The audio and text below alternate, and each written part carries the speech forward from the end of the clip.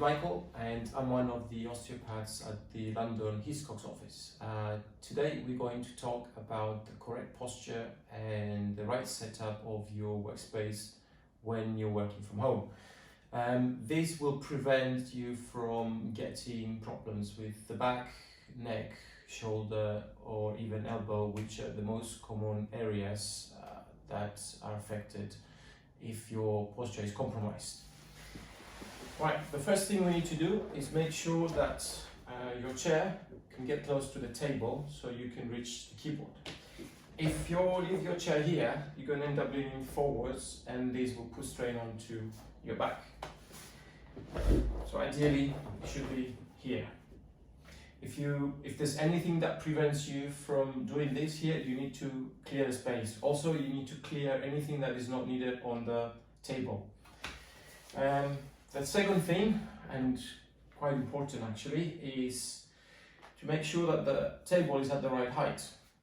Now, if the table is too high, like this one here, I will end up working like this, and this will put a lot of strain onto my shoulders here. And if it's too low, I will end up leaning forwards, and again, this will put strain onto my back. Now, since my chair cannot come up, so basically it's not adjustable like probably most of the chairs you have at home, I'm going to use a couple of folded thick towels and I'm going to place them at the back of the seat here.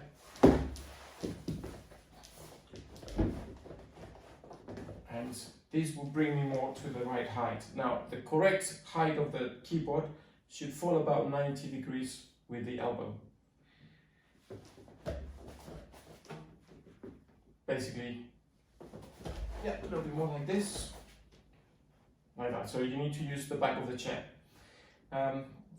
Now, some of you might not be able to reach the floor with your feet, so you can put a couple of books underneath or a footstool if you have it. And the next thing you need to make sure is that the screen monitor is at the right length. So that's about one arm length apart, and the level of that should fall about the same level of your eyes or slightly below, so your neck is nice and relaxed. If it's not, if it's basically too low, then you're going to end up like this, and that's going to strain your neck. Now, if you're working on a laptop, which probably a lot of you are, you will need to put the laptop on a couple of books like I have done here, so you can bring the screen up. Unfortunately, with the laptops, because of the screen is lower, a lot of people have neck problems because they're like this, spending a lot of time hunched over in this position. Now, having the laptop here, now it's more in alignment with my eyes. I can adjust the screen a little bit.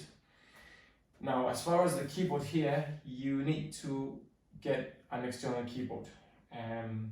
If you don't have one and you only have a laptop, and most of you probably going to be working from home for a while now, you need to invest in a keyboard, because this will make a huge difference into your alignment.